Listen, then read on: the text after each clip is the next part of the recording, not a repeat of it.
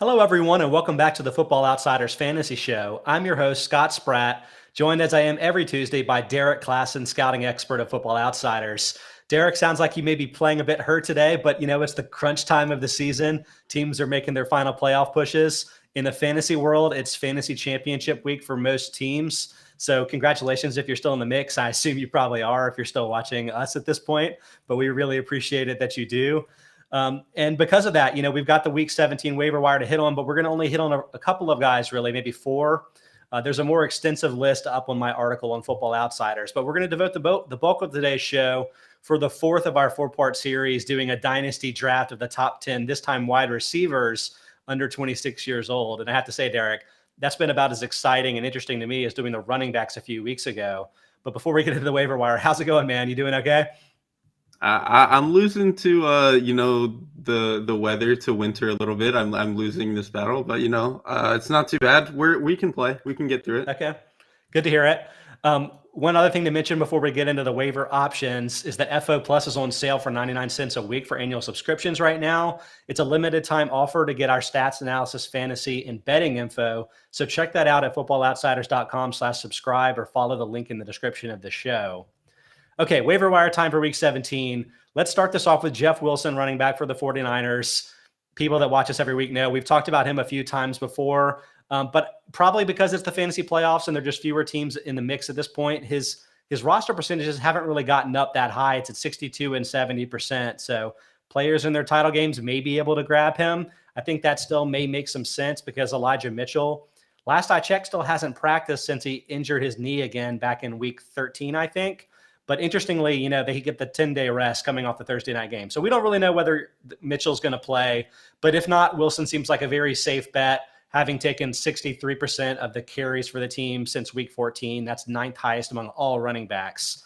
Derrik, what are your thoughts on Wilson at this point? We've had a little bit more time to watch him play. So, do you like him on his own merits, or is this more of a situation issue? I don't really like him on his own merits very much. He's pretty athletic. He has some pretty good movement skills out in the open space. But to me, he runs like he thinks he's Barry Sanders, and he's not Barry Sanders. He needs to there's shocking to hear someone is not Barry Sanders. Yeah, shocking. Some random guy from North Texas is not Barry Sanders. But to me, he just has too many moments where it seems like he could just jam his foot in the ground and get north and south, and he just doesn't. He's just waiting for this perfect opportunity to open up, and it's probably just not going to happen. He needs to just get the yards that are there. So that's kind of my biggest issue with him. Thankfully, the Shanahan offense is going to open up so many opportunities that even if you're not the most skilled running back, eventually you're going to get a decent chunk of yardage. I will say too, I actually almost feel better about Wilson if Lance ends up having to start this week. Yeah. I know Lance would technically might be able to take away some of the carries just because Lance is obviously a run heavy quarterback. But I think against Houston, because Houston's run defense is so bad and their pass defense is actually quietly kind of good, I think that would be a game plan where they just want to fully lean into almost being a triple option offense. And so even if Lance is maybe taking a percentage of the carries, I think they would just have more carries to go around anyway, that Wilson would be able to benefit from that. I want to dig deeper into the Lance angle, but first let's get back to the north-south thing, because honestly that surprises me to hear, because one, Wilson, he's got 5 red zone carries the last few weeks. I think if we extended this forward, he and Deebo Samuel would probably converge towards similar touchdown rates, because it seems like he's the one that's more in the mix in the red zone. And I mean, Samuel can't score from 10 or more yards away every week, can he? I mean, maybe he can. It's been 6 weeks. Trying. It seems weird to me because Wilson even last year was involved some in the red zone, and fantasy players are frustrated by the vulture, as we call the guys that score near the goal line. But it didn't really make sense that he was in there all the time, even though he's maybe a bigger body. But is he not crashing the hole in that way? It makes me wonder, would Trace Sermon be doing this if he were in this mix? But obviously he's on injured reserve right now too. So is Wilson just 100% beneficiary of what Kyle Shanahan does? I think that's pretty much the case. I do think he's a little bit better about it in goal line situations where he knows that that's kind of all you're there to do. You're there to just jam it up, whatever is there. So I think he's a little bit better about it there. I just mean more if they're running on 1st and 10, 2nd and 8, something like that, even 2nd and 3. He just if there's 5 yards blocked, he might get 3 yards sometimes because he's trying to do some insane thing where he's trying to bounce or he's trying to, wait for this magical hole that's going to pop up and it just doesn't. So I do think he's a little bit better about it in the red zone just because you kind of have to just jam it up. But I think when he has options, he shouldn't have options. Is basically where I'm trying to get. Okay, let's dig back a little bit more into Lance then. To me, this is like a super interesting angle. For anyone that hasn't heard, Jimmy Garoppolo tore a ligament, I think it's the UCL, in his throwing thumb. As of now, we don't know for sure that he's not going to play, but it sure seems like he's not going to play this week, which forces Lance into action. Lance started, I can't remember, he played in both weeks 4 and 5 and basically played a game and a half in that stretch. He probably came in week 4 is my guess. But regardless, I think he had 23 carries in those 2 games and was a more extreme running version than like Lamar Jackson even. Like he would have been by far and away the leading runner by carry percentage among quarterbacks. But that was more than 10 weeks ago, Derek. And I know we haven't really seen him to have any sense of this, but the big issue or the big, bugaboo, whatever you want to call it with Lance was that he only threw 320 or whatever pass attempts in his entire college career at North Dakota State. So it's like this guy probably wasn't ready yet to play in the pros. Do you think 10 weeks, getting occasional practice reps and maybe learning is going to make a difference where he can play a more traditional offense? Or is this going to just be run for everybody, including Lance? I would hope that he could show some sort of development as a passer after, 2.5 months, 3 months, whatever it's been since we last saw him.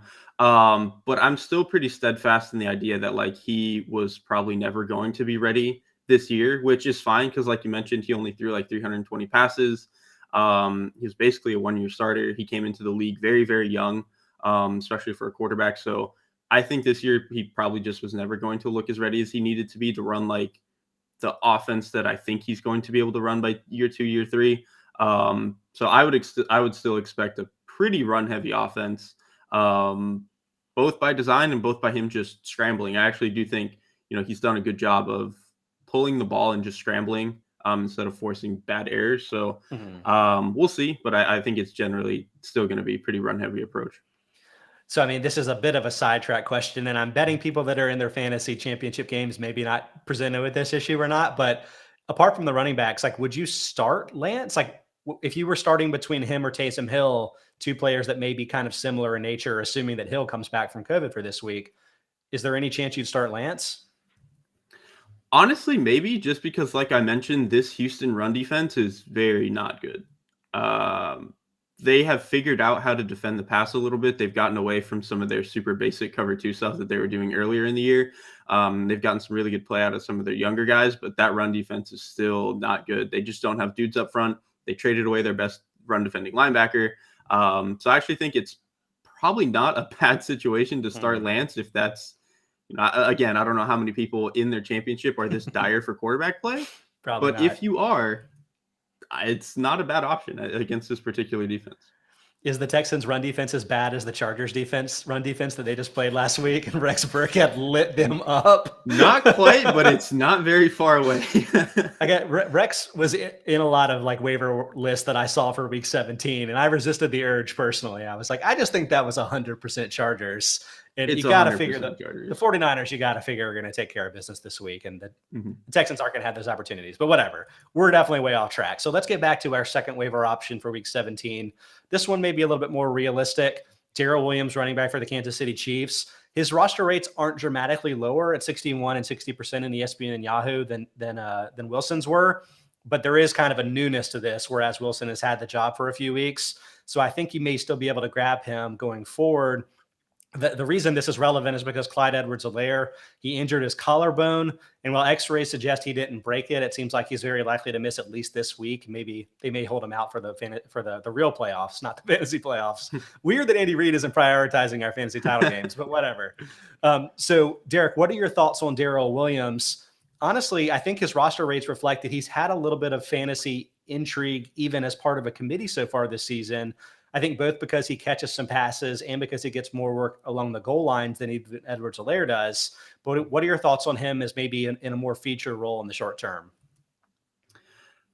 He's kind of another one where I think this is just a matter of like somebody has to get touches from the running back position in this offense. To me, Darrel Williams is kind of a nothing player. He doesn't really have very much explosiveness to his game.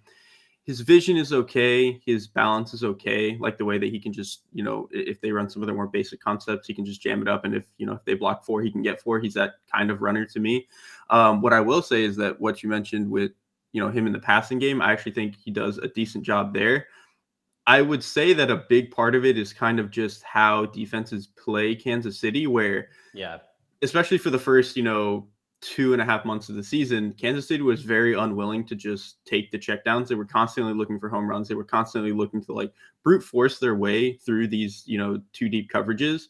And I think, especially over the past few weeks, they've actually gotten better at like, maybe the way to get teams out of this, too high shell where they just don't care about what's happening underneath is to just constantly throw underneath and make them respect it and make them come up and tackle it and put more bodies there. Yeah, novel concept, right? Like you can actually throw out of it, throw teams out of this too high shell. And I think the Chiefs have gotten better at that. And of course, if he's going to be starting, Darrel Williams is going to be the beneficiary of this because, just the way that teams play the Chiefs, if there's a check down in a normal offense that might go for 4, because of the depth that teams are playing Kansas City at, it might go for 6 or 7 or 8 just because of the how far defenses are playing off of their checkdowns and stuff.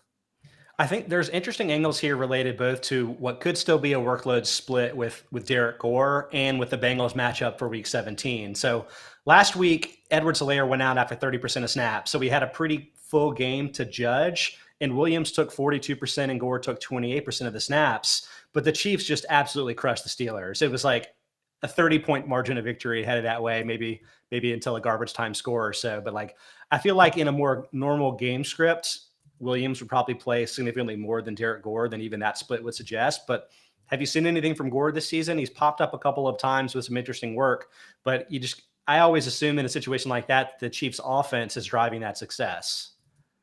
Yeah, I think especially, the Steelers game, like that's just, they were so ahead that it didn't matter. No, they could have put you and I out there and probably still gotten a couple of yards. To me, Derek Gore, I think when he's been at his best is like they've had a couple of moments where they'll actually run some of their pulling stuff. They'll run power, they'll run counter every now and then. And when they've had him in the game for that, he's maybe been their better runner over Williams for that. The difference is just, I think even though they built their offensive line for that, they've not committed to that style of play, I think the way that people thought they would. So that kind of just lends to Williams being better for a lot of the inside zone and just basic stuff that they've been wanting to do. So I think unless they just randomly decide, for this playoff push or, in the playoffs that they want to be more of this, pulling concept team, then maybe Gore is going to get more run. But if they just want to be what they've been, I think Williams is probably makes more sense. So the Bengals cut opponent run plays by 12% per game, although that's not that unusual a trend to see with a team that tends to win because, if they're up, that forces the other team into more passing situations. But an interesting twist with it is that the Bengals do have a much better run defense than pass defense. They're ranked 17th against the pass, but 10th against the run. So I'm curious if that might also be true in more of a neutral game script situation. Do you have any thoughts related to the Bengals matchup? For me, I don't think it's going to move the needle again because I think Darrel Williams is averaging something like 2.8 catches per game, even independent of CEH being injured. But I didn't know if there was any kind of thing there with the Bengals where, maybe without Edwards-Helaire, they could just pass the ball a lot if they thought that was the way to go. I mean, that might be the case. But to me, this is more a situation of just like, the Bengals defense, their run defense is above average, but I don't think it's so good that it's necessarily like changing how you want to think about Williams. That's just my opinion. Okay. Then I think we have one more running back to hit for the waiver options for week 17. There's actually a few more than this I have in the article. So again, check that out if you need the more comprehensive list. But honestly, maybe the one with the best fantasy value, I'm curious about your opinion about that, Darrel Ogunbowale, who, honestly, I've never heard his name said out loud, so I'm hoping that I'm saying that right. Running back for the Jaguars, honestly, this situation kind of stinks. I mean, Urban Meyer was like holding James Robinson back all year, benched him randomly. Who knows what was happening?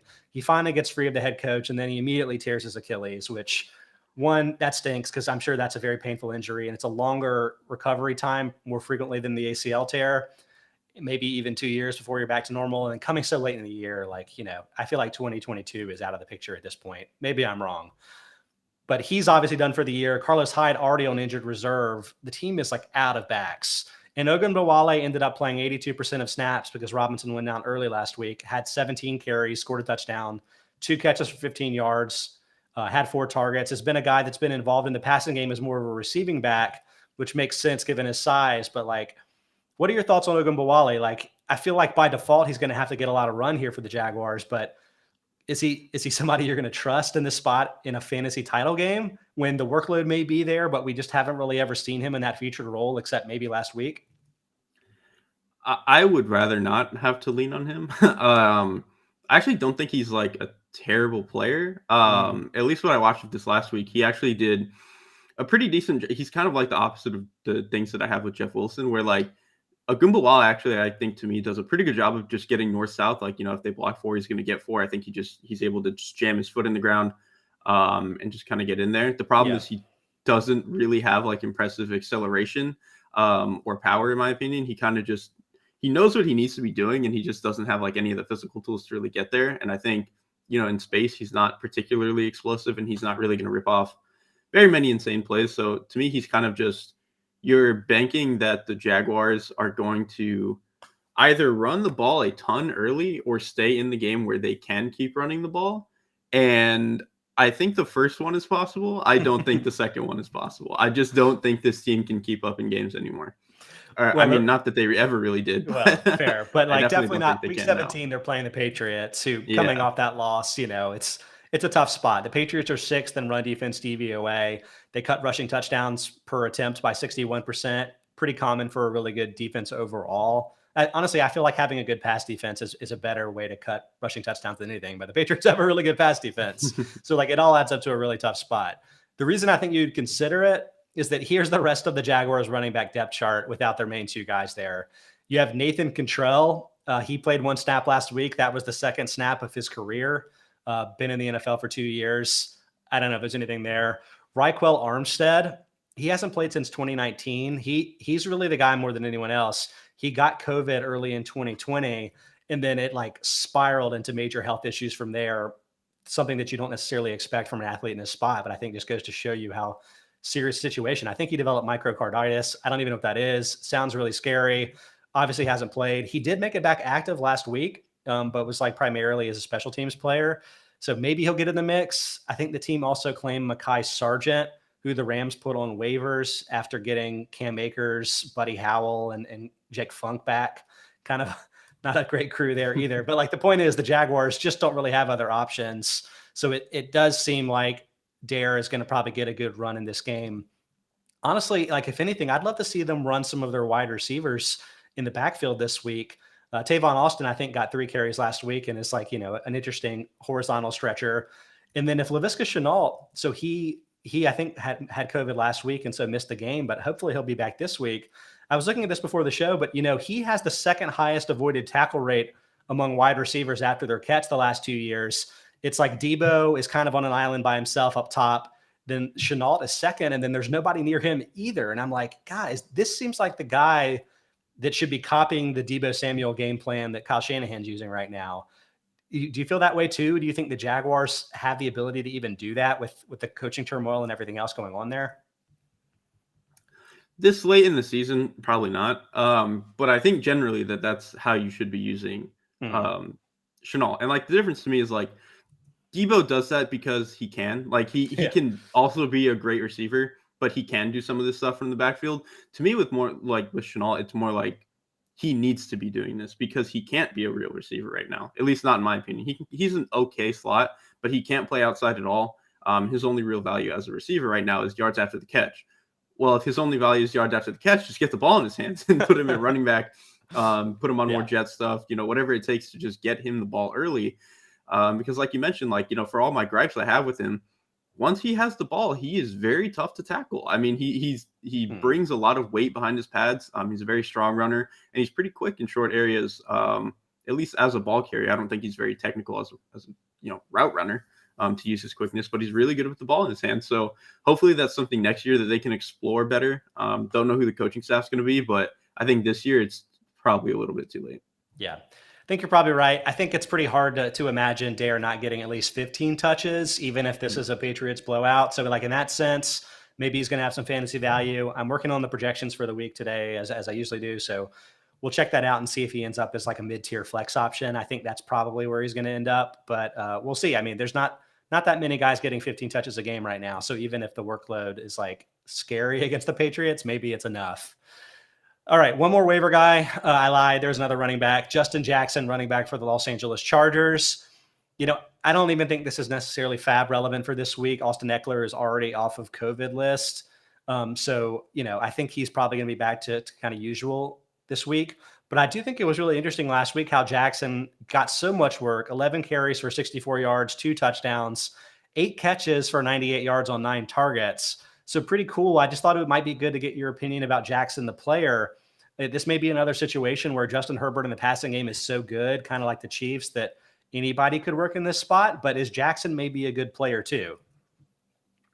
I think it's definitely more that like Herbert just makes people better. Like that he's just that good. What I would say about the particular way that they split up their carries when Eckler was out, it's just that to me, Jackson more simulates who Eckler is than like Kelly does. Because Joshua Kelly's like a big, kind of a plotter. His vision is kind of whatever. He's just going to try to jam through tackles, and that's really going to be all he's got. Justin Jackson is the opposite, where his vision is kind of shaky and he's not really going to bounce people off, but he is a ridiculous athlete. I mean, like literally like 90th plus percentile in almost every testing metric when he came out of Northwestern. So he's a super, super athlete. And that's why I think when you can get him in space the way that they've tried to do with Eckler, that's where he can really shine. And that's why he's always, even if he only gets like 40 carries a year, it seems like he always rips off some insane 50-yarder, even on like a tiny sample size. He just has that in him. Yeah. So I think he just better simulates what Eckler does, which sucks because now that Eckler's back in the lineup, presumably, there's really no room for Jackson. But I do think that the reason they played him more the way that they did was just because he better complements Kelly and is a better simulation for what Eckler is.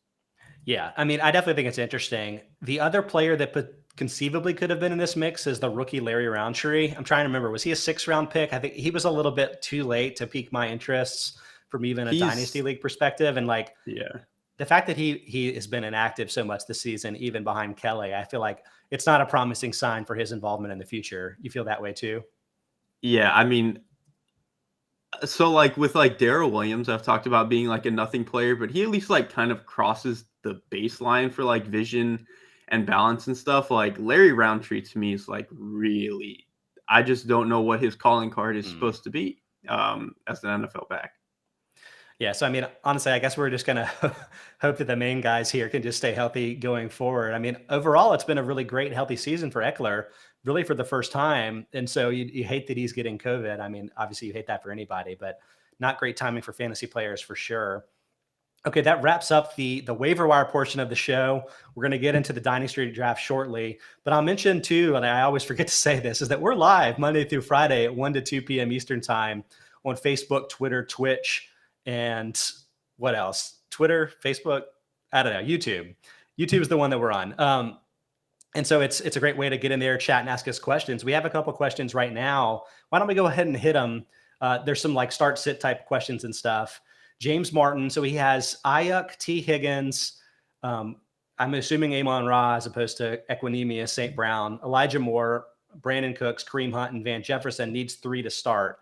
I could be wrong about this, Derek, but I feel like Elijah Moore went on IR a week later than originally expected and is actually not eligible to come off this week. So I think he would be a week 18 guy. Does that seem plausible to you?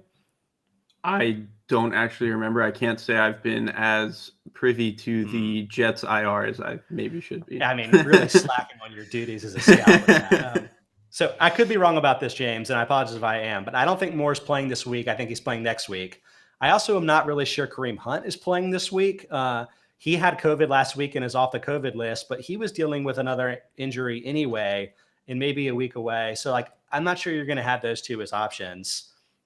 T. Higgins is an absolute no-brainer at this point. He's just been getting a huge volume of targets even before Joe Burrow threw for 550 yards last week. Higgins is for sure one that you want to start. Ayuk is interesting because, again, the switch to Trey Lance, I don't know. That honestly, that could be a deal breaker for me because if he's only going to be throwing 15 to 20 pass attempts, even if Ayuk is the main receiver, which he kind of is with Samuel Moore in the backfield, I just don't know if he's going to get the volume to support even wide receiver 3 numbers. So I'm definitely starting St. Brown over him, which is weird, but I am. St. Brown, 11.5 targets per game the last 4 weeks. that's fourth. It's like behind Cooper Kupp, Justin Jefferson, and that's it. I mean, it's unbelievable. So especially with Jared Goff coming back, I think you're starting him. And then I guess you're probably starting Brandon Cooks if he's back too. I don't know. What do you think, Derek? I think I for sure agree on Higgins and St. Brown. God, the third one is really tricky. So Jefferson has been one of the biggest like touchdown expected guys over the last like 7 or 8 weeks. I mean, it's a period of time now when you're like, it's not really fluky, even if he's not matching up with Kupp and with Odell Beckham from a targets perspective. Oh, they play the Ravens. Yeah, I'm starting Van Jefferson. Oh, are they? 100%. 100%. Possible another 500 passing yard day. Okay, so I think we agree then. You're starting T. Higgins, Amon-Ra St. Brown, and Van Jefferson. And good luck to you in your title game. One other question here from OC Parkway. Should he start Jamar Chase or Keenan Allen?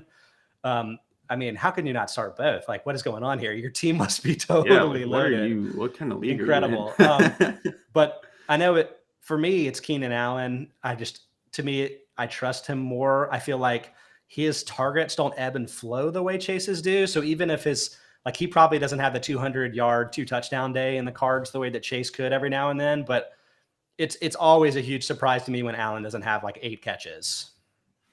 Yeah, I agree. I mean, I think you know what you're getting with Allen, and it's going to be very good most of the time. And you still have the potential for him to, score a touchdown or two, whatever. Like, do you see he has AJ Brown and Deebo Samuel as a wide receiver? Oh, Jesus, man. So dude, don't worry about it. You won. You have Exodia at wide receiver. Start anybody. Who cares? Yeah, unless you have Darrel Ogunbowale as your number 1 running back. I think you're good. You're good to go. You're going to win this week. Congratulations in advance. Okay, then with that, let's go ahead and transition over to the second half of the show. To me, it's going to be a very interesting one today. Back to the Dynasty draft. We've done this for quarterbacks, for running backs, and for tight ends already. But wide receivers, kind of saving the best for last when we had a little bit more time to work with, kind of assuming that, this time for week 17, there's not really that many waiver wire guys you wanted to discuss anyway. But there's a lot to discuss with these wide receivers, 25 years old or younger. Derek, I think maybe I went first last time. I can't remember. But either way, I think it's pretty clear who we're going to take at number 1. But why don't you get us rolling? Yeah, I think either way, it has to be Justin Jefferson. I mean, he's just not even talking about like guys who are under 25. He is like top 4 in the NFL, period. Yeah. Like he is just the way that he moves is really weird because he is kind of built like Gumby, like in a way, like he has these really long, weird limbs. But he's also like an incredibly explosive and graceful athlete. So, Nate Tice has explained this, why Jefferson is good. He just moves in a way that is very hard to like track. Like when you're a defensive back and you're taught like, look at their hips. This is a way that you can like see where they're supposed to move. Well, he has this such like herky jerky style that is still somehow incredibly like graceful and controlled that it's hard to gauge where he's going. And then when he gets that break on you and then he explodes out of it because he's an incredible athlete, he just has 10 yards of space on the sideline, and Kirk Cousins Chase Daniel could probably hit him on a lot of these throws. So I think he's just incredibly talented. He's insane at getting open. The way that he sees the ball in, whether it's on the sideline, in traffic, like he just has this incredible knack for finding the ball. He's good in the red zone. He's good in between the 20s. Like there's just nothing this guy can't do. He can take the top off. He can beat you underneath on a slant. Like he literally has the full package. Like he's just an incredible player. Yeah, it's interesting because coming out of school, there was some talk about, is he going to play out of the slot? Like, is he a tweener? I think I got a little bit, tricked off the scent there. It's like he probably works in the slot because, again, like you said, he's so hard to track that he can get open quickly, but obviously has the size and athleticism to play on the outside. So, total package for sure. I didn't even really have to dig too deep here, but 8.9 targets per game since 2020. That's 8th most of all receivers, 2nd most of wide receivers under 26. 18.2 PPR points per game since 2020. That's 5th of all receivers, the most among wide receivers under 26. And his 566 PPR points through 31 career games is the 2nd most by a wide receiver since 2010. So over the last decade, Odell Beckham is the only one that had more quickly. So like it's not even that Jefferson is the number 1 option here. It's that like he may be an historically good beginning of a career for a wide receiver. This seems like he could be an all-time Hall of Fame kind of special player. So very, very exciting there. I think no brainer number 1 in my mind. I had him number 1 as well. Well, that being said, there's a lot of really good wide receivers right here. Second on my list is Jamar Chase. I think gets a little bit of a benefit for being the rookie. So like he's younger than some of the guys that we're kind of come up to next. Also interesting, surprising to me that he's one of the few guys here where I feel really good about the quarterback going forward. Like even if Joe Burrow isn't throwing for 550 a week, like that's a stable young quarterback that's going to make this hopefully a stable situation for Chase going forward. There are a couple of warning signs, I don't think is the right word, but some things that aren't 100% perfect. I would say 10 touchdowns versus 7.6 expected touchdowns this season. So like there's a bit of a surplus there. So you're like, maybe he's been a little bit lucky from a touchdown perspective, has had some deep scores, but even that latter number is the sixth highest among wide receivers. I don't think there's any reason to think he's not going to be a big touchdown scorer going forward. So explosive. He has 12 drops. That's 2 more than any other wide receiver this season. That was obviously a big talking point in the preseason. His 14.5% drop rate per catchable target is the most among heavily targeted wide receivers. But also, too, he's got a positive plus minus on the season. So it's like, yeah, there may be drops, but like he's getting open so easily. Burrow is such a great placer of the ball that like he's still catching more passes than you would expect given where he's seeing his targets. So to me, like in the wash, I'm not really too concerned about it. We've also seen wide receivers get dramatically better at that as they've entered their careers. So it's all really good. He's got 244 PPR points through 15 career games. That's the seventh most by a wide receiver since 2010. So really, really good. Is Chase who you would have second among these guys? I don't know. It definitely, to me, I think I would have considered, I can say it since I'm going to be able to pick him next. I would probably consider CeeDee Lamb here, just for a couple reasons. But what I would say about Chase, and what I would say is like, I don't know if encouraging is the right word, but like makes you feel better about his drops is the way that his drops are coming. Like he's not dropping passes because he can't catch in traffic. Like we know that he can do that. He's dropping passes because he just like randomly doesn't see in a slant. That to me is like way more fixable than just like, oh, this guy can't play around bodies or whatever. So I think kind of to your point, I think he's probably going to be able to get better at that as his career goes on. That would not be something I worry about. And then, like you said, he has a good quarterback situation. So I still really like Chase. I think I might have slightly leaned to CeeDee Lamb, who I'm going to take here. Just because, I don't know, to me, I trust Dak Prescott even more than I trust Joe Burrow, which is not really a slight at Burrow. I think Dak is just like a top 5 quarterback in the NFL. He's incredible. They're oddly similar. I feel they're very similar. Yeah. To me, like Joe Burrow is literally, if you just like took, let's say Dak Prescott is like 100 on the slider of the Dak Prescott scale. If you turn down all of Dak's physical tools to like an 85, that's basically what Joe Burrow is. Which is still really, really good. It's just that Dak, I think, is capable of a few more things than Burrow might be. You mentioned your guy, Nate Tice, but like he and Robert Mays on the Athletic Football Show, which is tremendous. They talk a lot about how Burrow and Dak, neither one gets blitzed at all. Because it's like how cerebral they are, how they know where to go with the ball when like there's hot reads and stuff. It's like it's incredible how similar they are. And I think it's a great benefit for both of these receivers, which you'll notice when we get later in the list to some of the guys with major questions at quarterback. But sorry to interrupt. Keep going with Lamb. No, you're good. I mean, yeah. So with Lamb, to me, I think I just really like what he is for their offense. I mean, they have 2 guys in Cooper and Gallup who are really, really, really good at winning on the outside. Whereas Lamb, I think to me, is a lot better at winning over the middle. He's a lot better at a lot of those crossing routes that that are kind of essential to their offense. Dak has actually struggled to hit them a little bit over the past month or so, but I think some of that is kind of just related to his health. I think he had some calf issues. So I think generally that's not an issue for Dak. And so I think because that's such a core tenet to their offense, I think Lamb being as good as he is in that sense is really important. He's also just an incredible deep threat, kind of the way that Jamar Chase can be. And I think once Lamb gets the ball in the open field, he has this like really odd gracefulness to him for somebody who is like kind of tall and looks like he should be a little stiff. He really isn't. He's an incredibly graceful player with the ball in his hands. He's really explosive. So I think there's just a lot to love with him. And he's also, this doesn't have any fantasy relevance, but he's an incredible blocker. Like he's a very, very willing, he wants to get in there.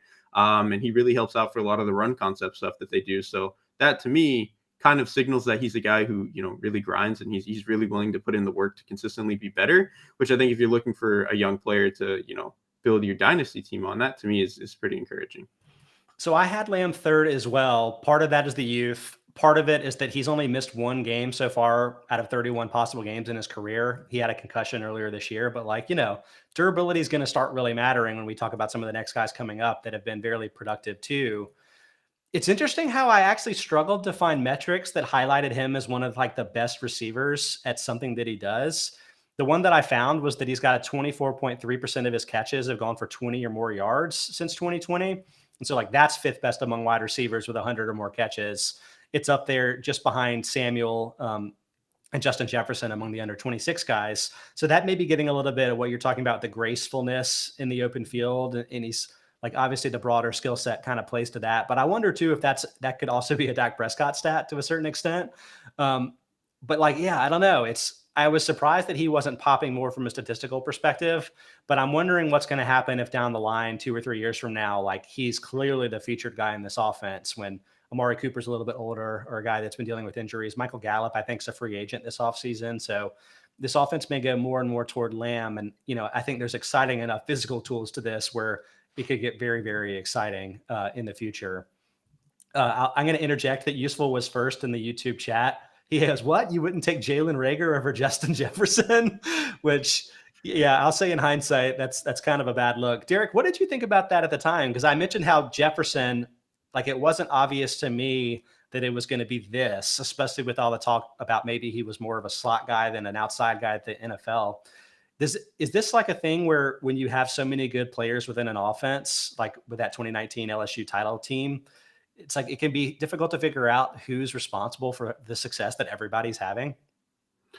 Kind of. What I will say about Reagor is I didn't actually really study him coming out of college. I kind of didn't do very much draft stuff that year, so I don't remember Reagor very much. Mm-hmm. I obviously saw a lot of Justin Jefferson because I charted Joe Burrow and all that other stuff. So I think what was interesting about Jefferson in that offense is that, you mentioned earlier, people were concerned that he would only be a slot guy coming out of college because that's kind of all he did in college.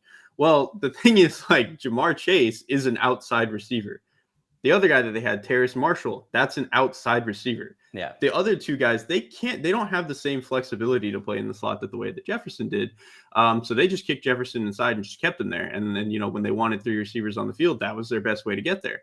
And so it was kind of just a matter with Jefferson of we haven't seen him play outside as much, but he had the skill set to do it. And it was kind of just maybe a murky projection. But I think he was so productive, so smooth on film. And then the way that he tested, it was just how could he not be, very, I don't know, maybe projecting him to be a top 5 receiver immediately would probably be a little bit insane, but I think it's not that much of a mystery why he's as good as he is.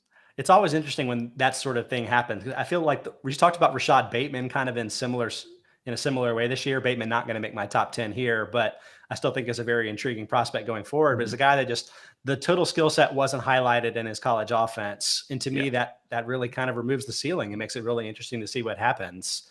Mm-hmm. But getting back on track a little bit, we're up to the fourth pick. There's a player that I was going to take ahead of Lamb if it weren't for injury concerns. But A.J. Brown has missed some time this season. And I feel like maybe puts a little bit of a hole in his candidacy. But there's some metrics that really pop with him. 2.0 yards after the catch plus per catch in his career. That's the second best among regular wide receivers since 2019. Only Deebo Samuel is better, although Samuel is way better. We'll be getting to him shortly too. But basically, Brown is just one slight step down from Samuel and way ahead of everybody else in terms of getting yards after the catch at wide receiver. But he has the bigger advantages with 8.4 targets per game in his career. Samuel's got 6.8. Kind of a more traditional passing offense, a more explosive one down the field with the play action concepts.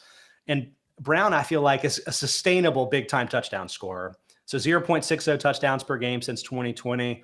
That's the third highest among the guys under 26, behind just Chase and behind another guy we'll probably talk about shortly in DK Metcalf. But Brown has that bulliness that I feel is going to work in short areas of the field, and the explosiveness both after the catch and down the field. That's he's going to score a lot of touchdowns, and I feel is an unbelievable talent. Yeah, I mean, it really, if not for the health, Brown is one of the better receivers in the NFL. I think he's also He is a complete receiver in a lot of ways, but I will say like his skill set is very, very perfect for what the Titans offense is, where they just want to run a lot of those like in breakers over the middle. They want to run dig routes. They want to run those drift routes, crossers and stuff. Like he has the literal perfect skill set for that. One, because I think a lot of the times on those routes, you kind of have to like bully the cornerback up through your vertical stem and then break. And I think he's really good at that, at playing very physically. And then obviously, since a lot of those routes are breaking over the middle, you're getting a guy running into open space, hopefully. And he's, like you mentioned, really, really good with the ball in his hand. So I think it's just, with him there, it's a perfect marriage of skill set and situation. Didn't Brown play a lot of slot in college too? Maybe the moral of this is to just draft slot receivers that are really big and athletic. I think he did. I think that was also a situation where he was playing with DK Metcalf and it was some other like fringe-ish NFL guy that I can't remember now. But he was also more of an outside receiver. So it kind of just kicked Brown inside. That works, apparently. All right, up to the 5th pick. Back to you. Yeah. I'm going to go with another guy we just kind of mentioned here in Deebo Samuel. And to me, I think Deebo Samuel is fantastic. He's way better at bringing the ball in contested situations than he should be for a guy his size. He's not that tall, but he's really good at just going up and fighting for the ball. He's a really smooth route runner. I think particularly kind of like Brown for the offense that they run, where they run a lot of these, in breakers where you just kind of have to fight through your vertical stem and break over the middle of the field, that stuff. He's obviously great with the ball in his hands. I also just have a lot of faith in Kyle Shanahan, pretty much regardless of who the quarterback is, whether it's Jimmy for the rest of this year or Lance next year once he has some more time under his belt. Like I just have a lot of faith in who Kyle Shanahan is as a play caller, and I trust that he's going to consistently find ways to get Deebo Samuel the ball. So I think that's kind of where I would lean here. I think I just kind of trust the situation and the player. Whereas a lot of, like I think you said, once we start getting into this range, it's kind of one or the other in a lot of ways. So there's no bad options, I think it's fair to say. Samuel is to me the most interesting receiver on this list. So I mentioned the Yak Plus issue here. 3.7 Yak Plus per catch this year is more than a yard better than anybody else with 50 or more targets. He also has a 16.8% avoided tackle rate since 2020. I think I brought that up talking a little bit about Laviska Shenault, where it's like, this is like an elite running back who also is a really good receiver. It's like really cool. I'm glad that he's in Shanahan's system where like he's finding creative ways to use him. And I think that's all really good. There was another receiver that I put ahead of Samuel in my Dynasty draft from a fantasy perspective. And it's really just about an expectation that he's going to score more touchdowns than Samuel going forward. DK Metcalf, 0.61 touchdowns per game since 2020 is the 7th highest among all receivers. Second among the guys under 26, ahead of just Chase, who Chase obviously is only in his first year. So you could make a real case that Metcalf is going to score more touchdowns going forward than anybody else. He's 6'4" and 235 pounds. He's huge. I know that he runs a more limited route tree than some of these other guys, but like, unless the Seahawks fall apart without a quarterback going forward, if Wilson moves on, then like, how is this guy not scoring 10 touchdowns every year, right? I don't know. I think I'm generally lower on Metcalf than a lot of people, but I kind of have been since he was in college, which obviously I was proved wrong a little bit his first few years in the NFL. But I kind of do have a lot of concerns about what the quarterback situation might be like, because I think Russ is kind of perfect for DK Metcalf in a lot of ways. Russ probably throws the prettiest deep ball in the NFL. Like when he is healthy and when he is Russell Wilson, he throws the prettiest deep ball in the NFL. And that is what DK Metcalf does. He's going to beat you down the sideline. And so I think that was kind of like a perfect marriage of quarterback and receiver. And I think that kind of helped mask a lot of Metcalf's incompleteness as a route runner. Like you mentioned, like he kind of runs a pretty limited route tree. I think he just doesn't do a very good job of sinking into a lot of routes that might require some faster feet, some smoother hips. I think he's just not very good at that right now. So to me, I think, I don't know. Metcalf would probably still be in my top 10, but I think I just had more reservations about what the situation might look like if Russ is not back next year. Fair. Absolutely fair. So who would you have in this spot, assuming that you have other people ahead of Metcalf? I had taken Deebo before him. And then so at this spot, I still probably would have skipped on Ah, man, see, this is right where it starts to get really weird, and I don't know if I trust any of these players' situations at all. Yeah, lack of quarterbacks is starting to become a real issue here. Yeah, and like Metcalf technically has one now. I just don't know if he's gonna have one in the immediate future. I guess honestly, I might swing a little bit the other way in the sense of like hoping this team figures out what they want at quarterback in Terry McLaurin. I think he's just the way that he gets open is really incredible. Like he is open all the time. Like he is just incredibly fast. He's incredibly twitchy. He does a really good job of finding space, whether it's on the sideline, over the middle of the field. And he also just has an insane way of seeing the ball in for a guy who's his size. You know, he's not very big. He's not very thick. But he just has, I mean, he had a catch in like week 2 or something, it might have been, where he like was falling back towards the sideline, had a player draped over him and like caught the ball behind his back. Like stuff like that, the way he can do that consistently and make all these really tough circus catches while also being a guy who is consistently open. I think if they can figure out quarterback to any degree better than what they've gotten out of Heineke, who is like fine, Yeah, I think he could really, really be a superstar in this league. Which obviously, you know, betting on any team figuring out quarterback is tough, but I think none of these guys really, I think, have one, or I have some other concerns with them. So I think I'm fine taking the gamble. you timed that well because Useful was first. You said waiting for Terry McLaurin. So Yeah, you there he nailed is. him right at the perfect time. So I actually had McLaurin, I think, 9th. There's a couple other guys that I'm going to bring up when we get around to my turns here. But I mean, it's easy to make the case. So 13.6 PPR points per game since 2020 is the same as CeeDee Lamb. So like he hasn't been hamstrung that much by the circumstances. But I'll say that he's at a 65.3% catchable target rate over that time as well. That's the third lowest of the 26 wide receivers, the 200 or more targets. I feel like he badly needs a new quarterback to really unlock what he could be. Like if I were drafting players for a real franchise that I was in charge of, then yeah, I would probably put McLaurin higher. But it seems to me like Washington might have a harder time than a lot of these other teams finding an upgrade at the position because they're kind of good as is. So it's like they may not be getting the high draft picks with the ownership situation the team has. They may not be a hot free agent destination. Like, I don't know if an Aaron Rodgers or Russell Wilson type is like, sign me up to go to Washington, even if they have really good skill players, McLaurin especially included.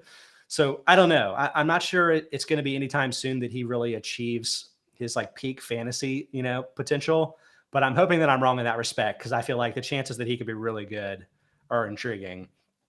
So I mentioned I've got a couple guys in front of McLaurin in my rankings, or I don't even know what number are we on. Are we on 8th maybe? But regardless, the next player I have on my list, who is a little bit older, I'll mention, but Chris Godwin, he does make the under 26 cutoff, is obviously very, very good. 0.111 plus minus per catchable target since 2020. That's the third highest among wide receivers with 150 or more targets. It's basically the exact same as Devontae Adams. So Chris Godwin is as good at, catching the ball as relative to the depth of his targets as the player most people think probably is the best receiver in football at this point. So like really good. That's the best among the guys under 26 years old. Godwin's got a different skill set than a lot of the other guys on this list, but like playing so much from the slot and getting a heavy target volume is a great thing for fantasy. Like maybe even more important than getting a lot of touchdowns, DK Metcalf style. So like, while I'm not sure that I would have Godwin ahead of someone like McLaurin, independent of circumstances, to me, it's like a very appealing skill set from a fantasy perspective. Although intriguing that he's a free agent this offseason because, where he moves to could go a long way in making this ranking too high or too low. That's kind of the tricky part to me is, which I know is weird saying after I just said that, like, I hope Washington can figure out their quarterback situation.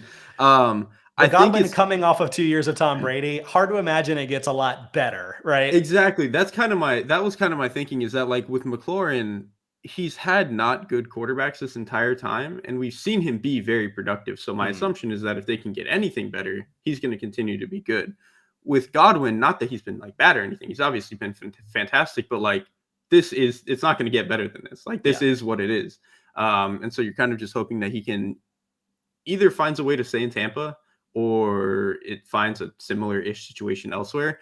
To me, kind of like you mentioned, he is also like a more niche skill set in a way. He kind of does a lot of like what Cooper Kupp does for the Rams, which I think in a lot of ways is a very specific skill set where you're blocking a lot, you're running a lot of those, crossing routes over the middle. maybe some of the shorter stuff to like move the chains. He's kind of a weird player in that sense. So I wonder how many other teams are going to be good at finding a role for that. But I don't know. He's still a fantastic player. And again, kind of like Metcalf, he still would have probably been in my top 10. And truthfully, I probably would take him over Metcalf. I just didn't, he didn't end up being there for my picks. I don't know. Fair enough. So let's say that we're at the 9th pick, but I'm not totally sure. But you go ahead and pick there. This is your last one. I'm gonna swing for the fences a little bit. I'm gonna take Jaylen Waddle. Okay. I think just what I've seen from him this year is unbelievable, because I think what's so fascinating about him is he came out of the draft as this like supposed to be a Tyreek Hill-esque deep, guy who's able to consistently win down the field, whether that's from the slot, whether that's from outside. He just has this like incredibly rare acceleration and gear to beat you down the field, and he can still do that. It's just that because of the offense, the way that Miami has built their team, where they haven't built their offensive line at all, and Tua is not a guy who is, I think, very comfortable throwing down the field. I think he's more of a guy who wants to throw off the top of his drop and be more of a, move the chains type of player. Yeah. Waddle has had to become like a possession receiver, which you would not think makes any sense for his skill set or his build, but he is incredible at it. He is just unbelievable at finding space. The way that he can get open in the underneath area is fantastic. As soon as he gets the ball, he has this insane acceleration to win in space. Like, he has pretty good hands for a guy his size. He sees it in unbelievably well. Kind of in a lot of ways, he's like McLaurin like that, where I think like his size doesn't make sense for the way that he can see the ball in and just have strong hands at the catch point. It's really impressive. So to me, he just does everything. And the fact that he has been as productive as he is in a role that is like completely miscast for what he's supposed to be is just unbelievably encouraging to me, which, I assume at some point in the next 3-4 years, he's going to be able to get to the point where he's doing all this possession stuff like he's shown. And then he also gets to do more of the stuff where he's taking off the top and just being a complete receiver. Yeah, I had Waddle and another player like debating back and forth for my number 10 spot. I was hoping you were going to solve the problem for me, and you did. So I appreciate that, Derrik. Great teamwork there. I have a hard time unpacking like what Waddle is versus what is his role in the current offense and what's that going to mean for his fantasy value going forward. Like, I'm pretty much convinced that he's a really good player. And so he's going to have a good NFL career, but he's got 115 targets through the first 13 games of his career. I wrote this stat before the Monday night game, and he had a gobs more targets last night. So I'm sure it hasn't gotten any worse, but that's the second most by a wide receiver through the first 13 games of his career since 2010. Didn't write down who number 1 was, probably Odell Beckham too. But anyway, Waddle is like getting a ton of work. And if you could forecast that going forward, that he would be a super high option and would be ahead of some of these other guys that I'm bringing up. But I don't know what's going to happen here. It does seem like the RPO heavy scheme that Tua is running is like designed to work from a fantasy perspective and getting a lot of targets, getting a lot of PPR points from a fantasy perspective. So it's intriguing. I would be curious to see what would happen if you put him in an offense with like a Russell Wilson type of quarterback and where that would go. The player that I put ahead of him, and I'm going to be curious to see what you think, is Diontae Johnson, who I think has some notable flaws in his game. But I'll say that dropping the ball isn't really as big an issue as we thought it was going to be. 12.7% drop rate per catchable target in 2020 was high among the guys with a lot of targets, down to a 3.1% drop rate this season. The little tennis ball drill that he does, I feel like it actually has worked. So like props to him for that. And like Johnson is another player where the fantasy production is just so good. Average 10.0 targets per game since 2020 is 4th most among all wide receivers, and it's the most among wide receivers under 26. Like more than any of these guys that we mentioned, he is like a target hog. And while I think you can probably say that like, oh, he's like, maybe he's a function of Ben Roethlisberger being like a weird quarterback that's like not doing stuff scheme wise, but like Johnson is just so good at getting open in like a weird way that like, even though the athletic tools seem underwhelming, he's just always open. And I honestly feel like it's only going to get better for him going forward, because I feel like the quarterback play is going to improve for him going forward, like with whoever it is, they end up back there. And so like, I feel like Johnson is like a really, really underrated player, but like, is he as special a talent as Jaylen Waddle? Probably not, but I don't know. Like, what do you make of this? And like, how much of this is a fantasy angle in your mind versus something else? I mean, I think he's a good player. I do think some of it kind of goes back to just a function of the way that Ben Roethlisberger is as a quarterback, because I don't think Diontae Johnson is particularly explosive, and I don't think he's the best downfield threat in that offense. But he's very, very good in like the 1 to 15 yard area, and he's really good at getting open. Like you mentioned, he may not be like the fastest guy, but I think he has a really good sense of how to keep bodies off of him as soon as he breaks. Like he's very good at initiating a lot of this contact at the very end, kind of almost the way that like Jamar Chase has been decent at that. So I think he's really good at getting open. I think his hands have gotten a lot better, which is very encouraging. Mm-hmm. But yeah, I kind of do wonder if this is a function of just Ben Roethlisberger not throwing down the field very much and him being a beneficiary of that, especially with some of the other guys that they've had out of the lineup, particularly this season. But then on the other end, maybe if they just get a better quarterback, then he's able to score more anyway, and it doesn't matter. So I don't know. He was kind of a trickier one to me. And so for me, if I was debating between two tricky players or two tricky situations in Johnson and Waddle, for me, I just kind of took the guy I thought was a better player.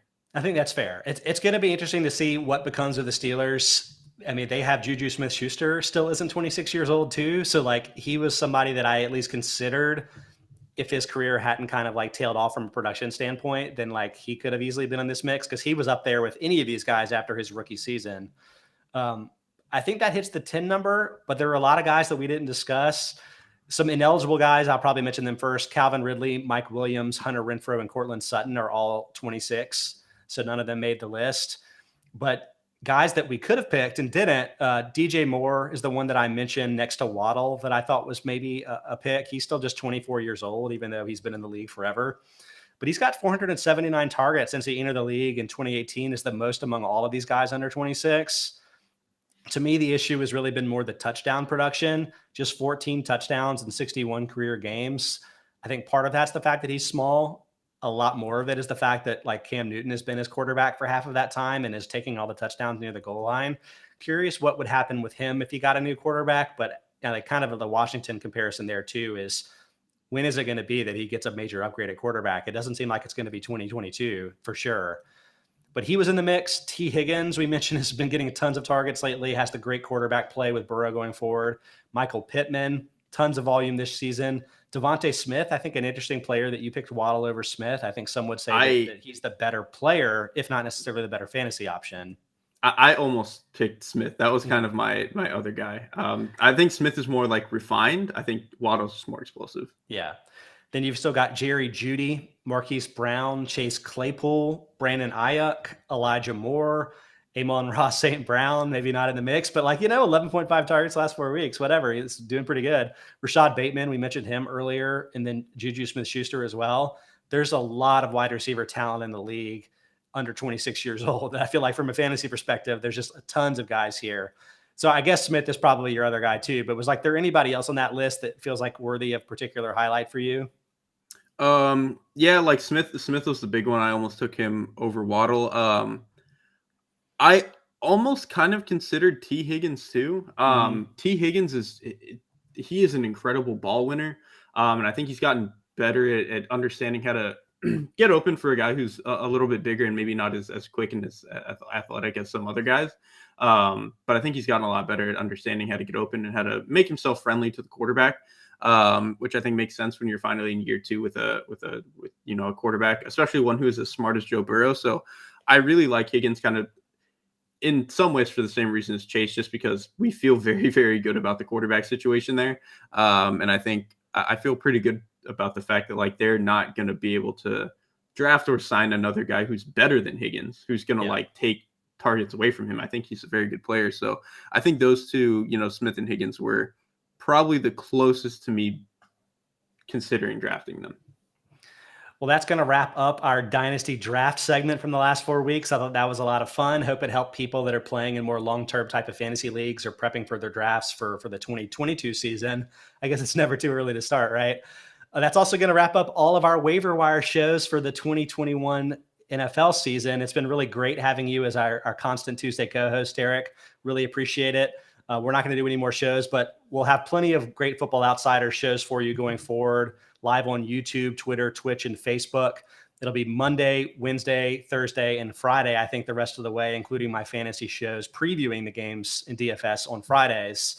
Derrik, I suspect you'll probably pop up on some of those shows in the postseason talking about some real life scouting stuff with Mike and Aaron and the guys.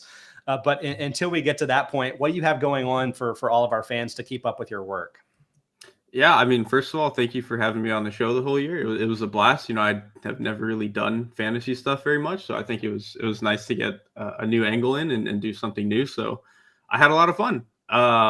As for what's coming, I'm doing some betting stuff every week at Odds Checker. Bleacher Report, we are very close to publishing a lot of our early scouting reports for seniors that we've done next month. I think early next month is when we're going to be doing that. And then, for Football Outsiders, I'm going to be doing, I think, a lot more NFL draft stuff for here, writing some more stuff, all that stuff. So look forward to that. Yeah. I definitely am. I'm sure everybody that's been interesting in the Dynasty draft segments, they're going to be very curious what you and all the Bleacher Report guys and what we have at Football Outsiders prepping for the draft and all that stuff. I'll mention too, for our fans, that FA Plus, again, on sale for 99 cents a week right now for annual subscriptions. Go to footballoutsiders.com/subscribe to check that out. And meanwhile, great luck to everybody still alive in their fantasy title games. Hope you win. Hope that we helped you along the way. And I look forward to talking to you again Friday, doing the fantasy and DFS preview all the way through the postseason. We'll catch you then, and come back and listen to Mike and Aaron the next couple of days as well. Appreciate you so much, and best of luck in